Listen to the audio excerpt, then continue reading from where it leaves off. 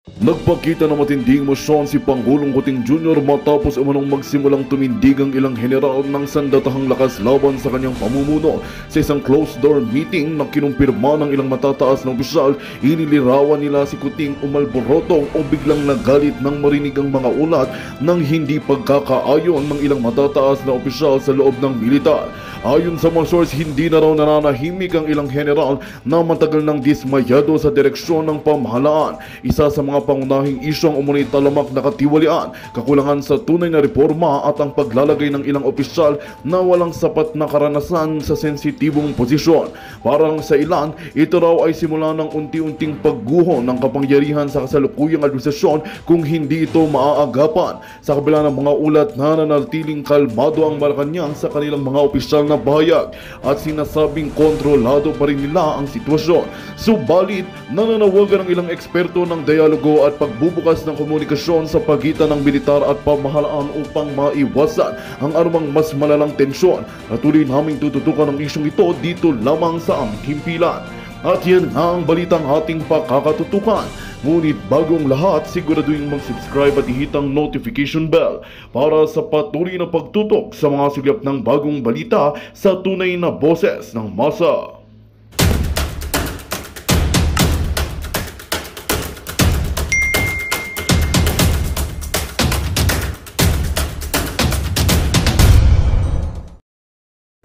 Wala naman pakialam mga Pilipino. Tsaka we cannot change 500 years abruptly.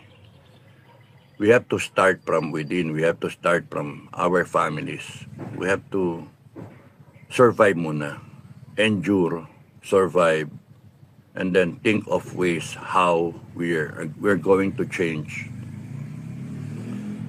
the problem. First, we have to agree what is the problem. Pagka hindi natin alam yung problema, useless yung efforts natin, useless lahat.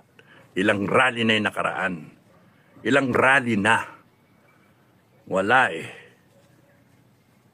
Ngayon, kinidnap ang Duterte, nagrally buong Pilipinas, buong mundo, dinaya yung elections, o ano, lumakas pa loob nila eh.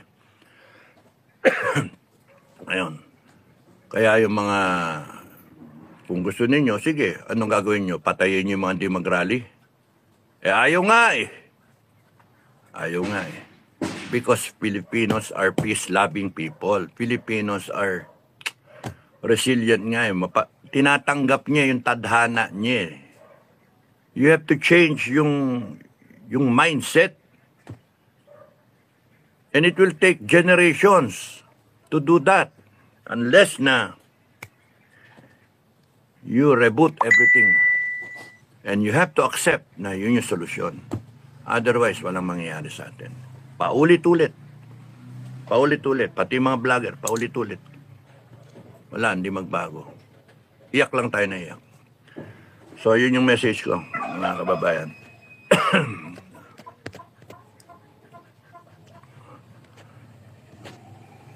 Paano rin pala. Maraming salamat madilim Jing, unsyano, magandang umaga, Captain Dado. Thank you maraming salamat. Madilim. Hindi ko makita. Hindi ko mabasa. Maliwanag. Background kasi, no? Yung shirt ko. Okay. Yan.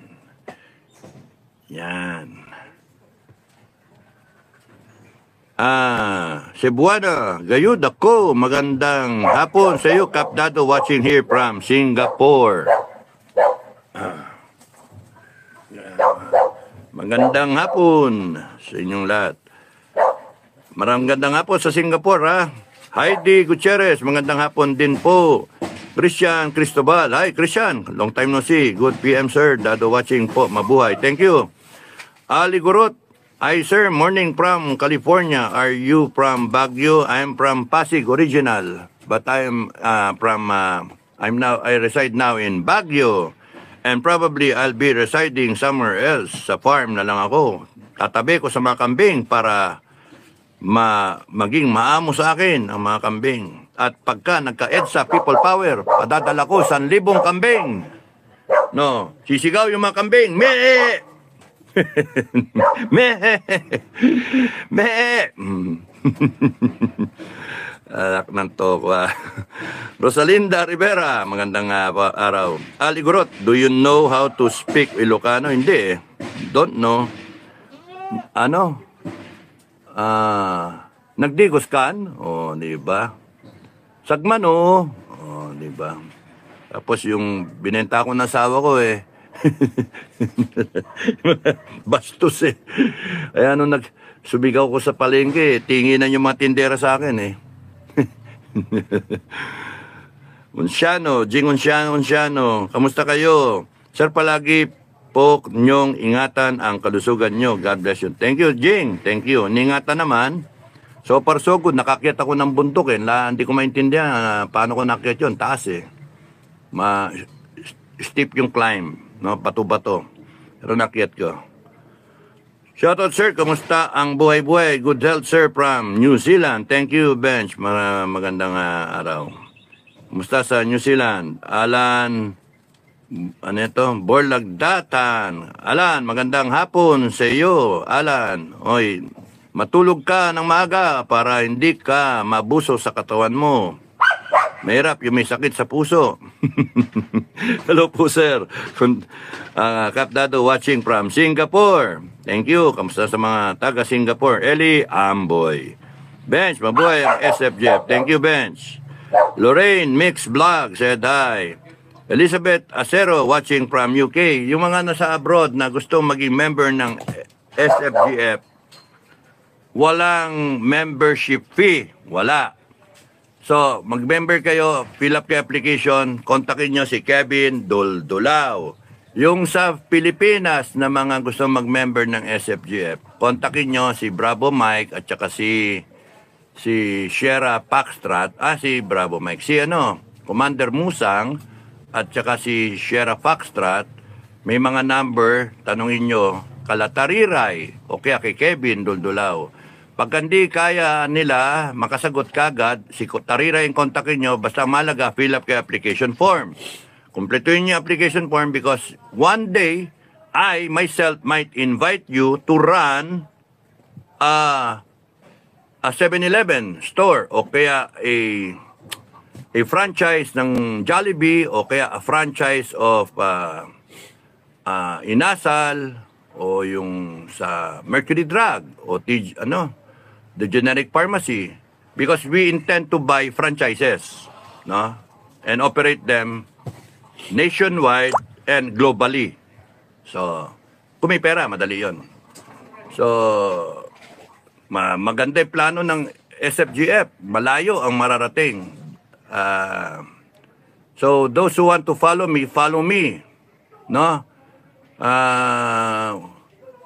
Huwag kayong magproblema. Huwag kayong Kung ayaw nyo, wag. Yan ay isang voluntaryo na walang membership fee, Ngayon, kung pagka-member kayo, pwede kayo mag-avail ng welfare fund pagka nandoon na, nakaset up na. Pero pagka gusto nyo magkaroon ng kita dun sa maliit na contribution natin, it's 1,000 per share, yung contribution funds, project funds ang tawag namin. Project funds, mag-contribute tayo, tawag doon? Pagsama-samay natin ang ating mga talent, I'm putting in, secret, I'm putting in so much, tapos yung iba, they're putting also their funds so that we will be able to raise around 5 million, ganon. 5 million. So, you see, ang layo nang abutin natin. 5 million will go a lot malayo eh. And then that program funds will earn yung earnings, yung 10% pupunta sa welfare fund. So, kung sino man ang 4 na yung natulungan namin, wala pa kaming welfare fund. 4 na natulungan. No? Isang na aksidente, isang may sakit yung anak, isa yung namatayan, at yung isa si Norlene Picache na She didn't make it, natake sa puso, she didn't make it, and now, tutulungan pa namin, ikalima, yung anak niya. No? We have contributed to give her, members of SFGF, international, tsaka local, we have agreed to give her at least, kasi madadagdagan pa 15,000 worth of shares, which is around 15 shares, and we'll give you the certificate na once it's available. Hopefully, we meet sa meet and greet natin. I want to hand that certificate to you personally, kaming mga nandit na doon sa meet and greet. So that, be proud of your mom. It's because of your mom that we want to strive more so that we can help so many people. Iba yung nanay mo eh. Matulungin. Kahit, Diyos ko, 500 piso, ibibigay pa eh. Para makatulong lang eh. Pambili na lang niya ng gamot yung pang-maintenance niya, binigay pa niya eh. Kaya galit ako dun sa mga dun sa taking advantage, dun sa kindness ng ng nanay mo. Galit ako dun sa hindi ginawa, hindi tama. Yeah, yun. Well, anyway, that's water under the bridge, no? So, yun yung aking, Ayoko na makarinig ng mga intriga, ayoko na makarinig ng mga kabusitan because panay negative. Move forward lang ang SFGF. Wala kaming papansinin. Move forward ng SFGF. Yung gustong maniwala sa amin, thank you. Yung gustong manira, good luck sa inyo. Kasi in the end, mamanayin yung Pilipinas din na palpak, samantalang kami, mamanayin namin yung aming pinaghirapan. Yung anak namin, yung mga namin, mamanayin ng yung pinaghirapan ng SFGF. So, masaya magiging member ng SFGF. Meron kaming kumpanya, but that will be worth billions. Meron kaming foundation that will be able to dole out hundreds of millions by connecting with other foundations, global. And meron kaming kooperatiba that will be worth hundreds of millions. So, not bad for beginners, yung mga walang experience, no? Yung mga, basta pinagsama-sama lang namin. Meron kaming vision, meron kaming katiting na talent, at meron kaming pinagsama-sama na 1,000. Yun yung pagkakaiba. Gusto namin may marating kami, gusto namin makatulong sa isa't isa, sa mga miyembro, sa komunidad, at sa bansa. Kung di kayang baguhin yan, at least meron kaming gawin. Kung mga ngalsada lang kasi, wala eh. Papagurin lang tayo, tsaka magagastos lang tayo eh. Walang mangyari. So yun, ilagay ko to para yung background, itim parang kunyari kakain para makita yung puti na letterings eh. Watching from UK, Elizabeth Acero, thank you, maraming salamat. Nate Vlog TV, good afternoon po, Boss Cap Dado. Ganda po ng location, presko dahil pawid po ang bubong. Oh, pawid pero grabe init dito. Oh, grabe init. Nakakatuyo na nga ng balat eh. Oh. Wala na. Pero serious kasi, serious dito. Farm. Peg ang namin eh.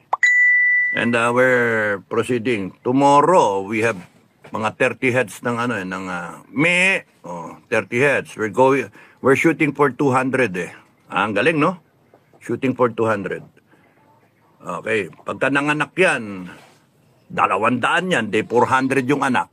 O, di ba? 400 sa 5,000, 2 milyon. O, 2 beses ang taon, 4 milyon. Yung ganun ba?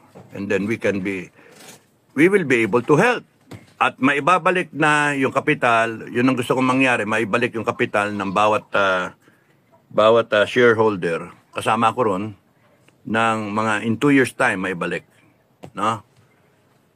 Either in form of dividends or yung isang bultuhan na bagsak na ganyan, ibalik. sanganakan, balik na natin, yung ganun ba? Because magiging 1,000 yan yung kambing na yan. Pagka hindi mo binebenta yung inahin, yung mga babae, laki lang lalaki yan. So from 200, magkakaroon ka ng 600 in 1 year. Thereabouts, 600. And then on the second year, magkaroon ka ng 600, 1,800 na after 1 year. Ang daming kambing noon, pulutan na, inuman tayo, inuman. Bossing, nasaan yung kambing mo? Sir, naputol yung paa, kinatay namin. Yung mga mag-attempt na magnakaw, good luck sa inyo. Rami kong patibong. Maglalagay ako ng claymore mine dito. Tsaka pagka nahuli ko magnakaw dito, patayin ko talaga. Tatalupan ko. Kakita. Okay. Neto. Pilipinas, Sinang Bayan, good afternoon po. Chairman, and congrats to your new successful kambing journey. Thank you, hindi pa successful. Panay dole out niya Kasi 1:1 yan Sa bawat isang kambing, labas ka ng ₱1. ₱1 sa kambing, ₱1 sa facility. Gumastos ka ng 1 million sa kambing, gastos ka ng 1 million sa facility. It's a good thing na ipon-ipon kami ng pera namin no? Ipon-ipon kami ng pera para may pupuntahan. Kaya dole out, kunyari, isa maglabas ng kalahating milyon, isa maglabas ng 100,000, isa maglabas ng 200,000, isa maglabas ng 2 million, 3 million, ganon. Ay, grabe yun, nabola ko 3 million. Nabola ko, 3 million, lalabas ng 3 million. Kita nyo? Pero namin, yun yung security na itatapat ko doon sa mga nagjo-join yung para sa bawat 1,000 sa akin labas ako. Yun yung guarantee ba? Yung bond, no? James Bond Meron ka na nga 12% na pangako, meron ka pang 1:1 na guarantee no? Parang talo ko pa PDIC Dahil PDIC, mag-deposito ka ng 10 million, babayaran lang sa'yo 500,000. Yun lang yung guaranteed insurance Ako 1:1 di ba? Kaya magbablog ako, mag-iipon ako. Baka maubos yung ko. Ang kagandahan dyan, nakikita ko yung nakikita ko yung kambing. Okay? Shalom, Malazarte. I pray God will okay away. Lorraine, mixed vlog. Thank you. Rolando Fernandez Eday.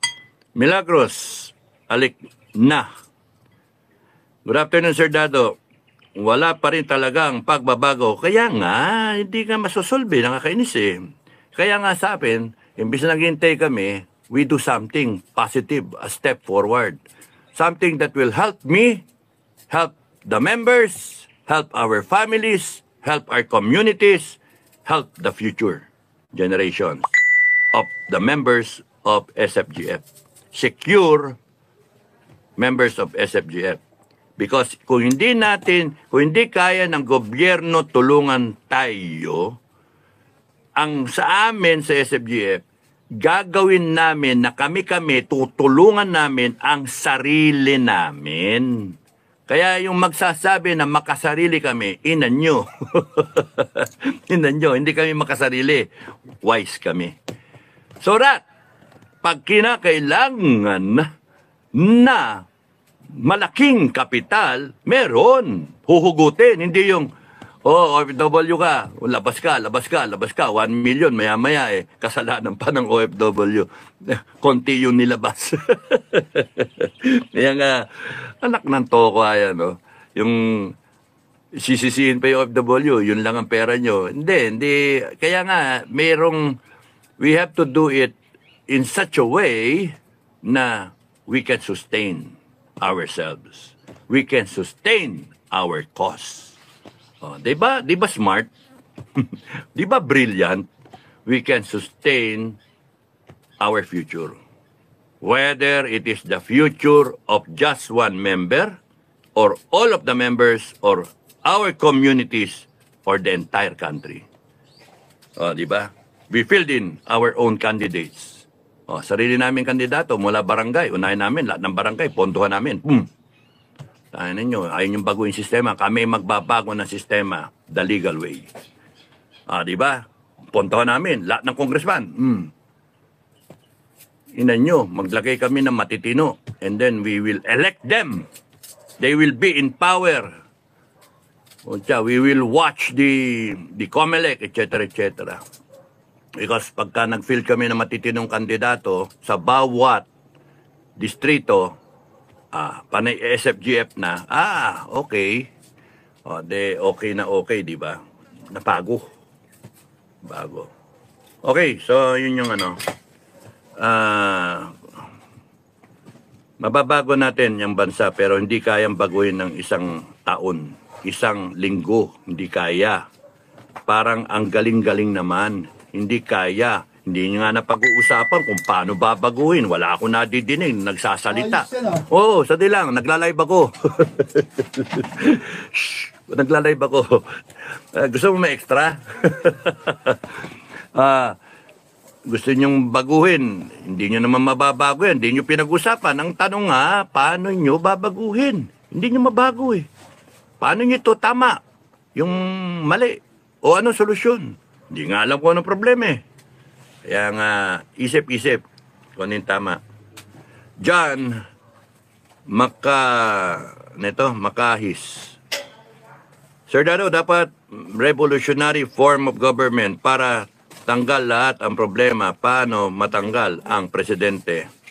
Ayun na nga, sabihin natin, revolutionary form of government is just a statement, just a concept, just an idea. But what you do in a revolutionary atmosphere, environment, government, what you do in a revolutionary setting, question mark, paano? Anong babaguhin mo? Paano mo babaguhin? Paano mo i-reboot? Ang daming tanong. Ang daming i-reboot. Ano yung unahin? Walang nag-iisip. Paano yung magagaling eh? Pero walang nag-iisip, walang nag-uusap.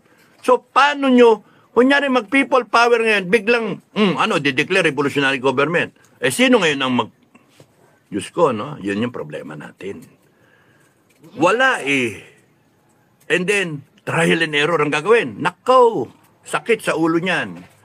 Sakit sa ulo. So, laki ng problema ni Inday. Dalmi, good morning from Norway. Kung si Inday pa maupo, paano kung hindi si Inday? Paano kung iba? Paano kung sikat ngayon sa mga MUP, wag na, mga general no? So, kanya-kanyang kanya-kanyang bata. Nakalimutan nyo na, gusto nyo ituwid, yung tama, yung mali, itatama nyo, ilagay natin sa konstitusyon. Kung ano yung tama, di ba succession? Inday Sara. So ano itong usap-usapan na hindi si Sara ang upo? Ano yun? So may problema. Kanya-kanyang agenda. So kung kanya-kanyang agenda, how can people unite? May problem. So ayun yung ko. Good afternoon, Cap Dado and viewers. Keep safe, everyone. Sabi ni Venus Diaz, thank you. Hazel D, thank you. Hello po. Marlit Teranya, hello po, Captain Dado watching from UAE, Dubai. God bless you all po. And perfect BP Sara Duterte. Protect BP Sara Duterte for next President 2028 para ayusin sistema ng political ng bansa natin. Pagka si Inday Sara na pwesto, kita nyo, pustahan, no? Ang daming politiko na kakabit sa kanya, mga sipsipan, ganon. And that's the danger there. Maram, President. Hindi na ako makikialam. I'll be busy with the goats, no? With our goat herd. Kung hindi kasi magre-revolutionary government, it's a waste of time and effort. Ikot lang tayo ng ikot. Another 500 years tayo.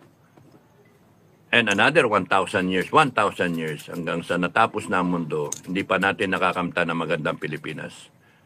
It's the culture. That's the problem. Okay.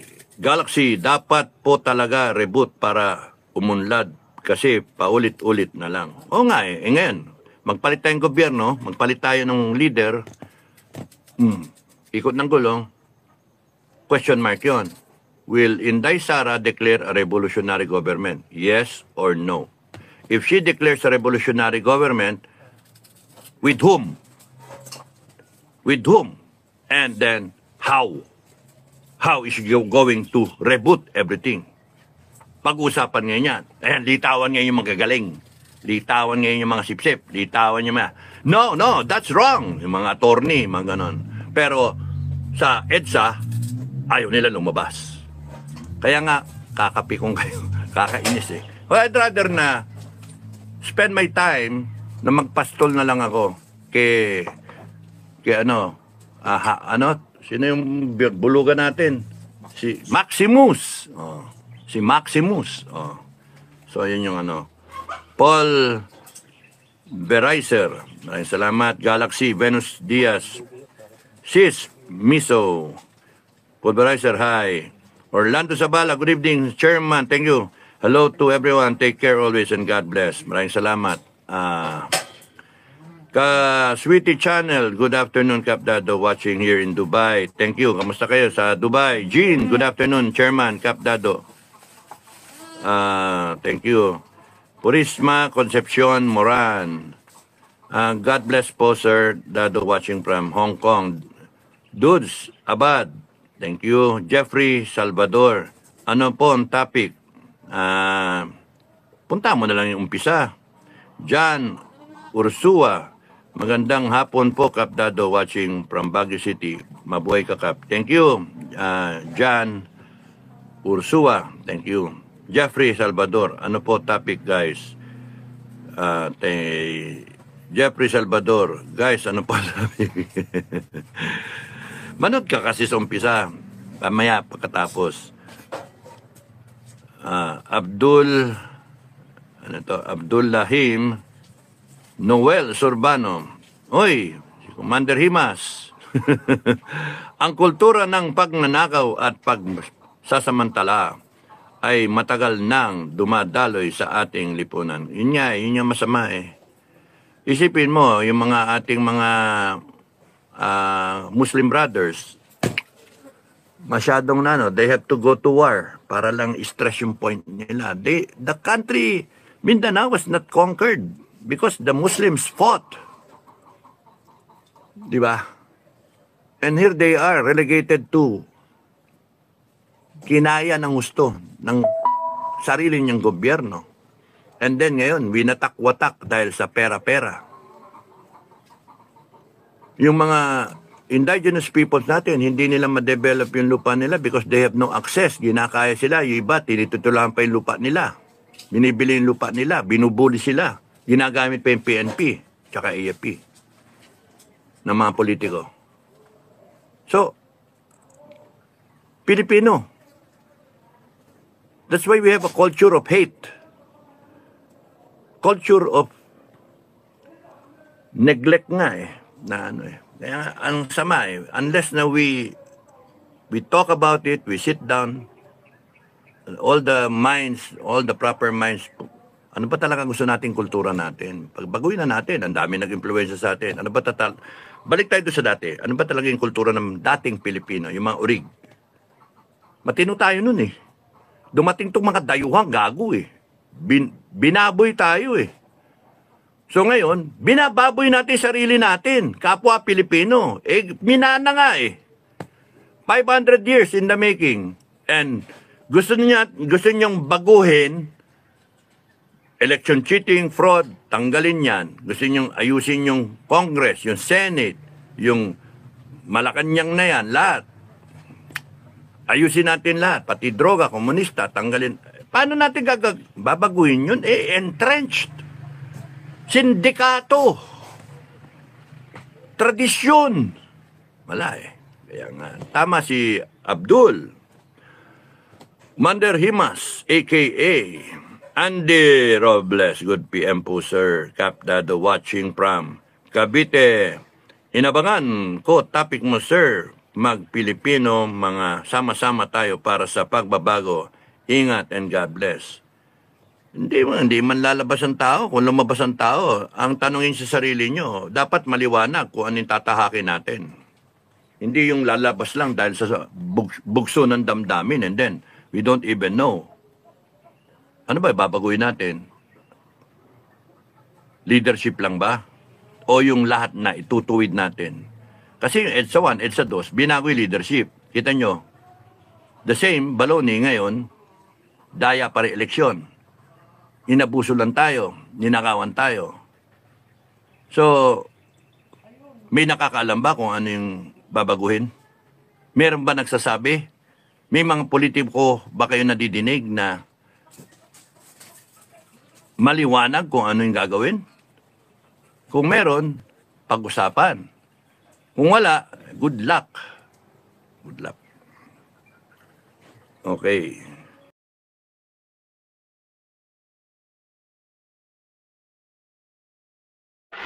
Magandang balita ang hatid namin sa inyo ngayong araw. Sa pagtatapos ng aming balitaan, nagbigay kami ng mga mahalagang impormasyon. Maraming salamat sa pagtutok at pagsuporta sa aming programa. Huwag kalimutang manatili sa mga susunod na araw para sa mga bagong balita at mga kwento na dapat nating abangan. Mula sa Boses ng Masa, magandang araw Pilipinas!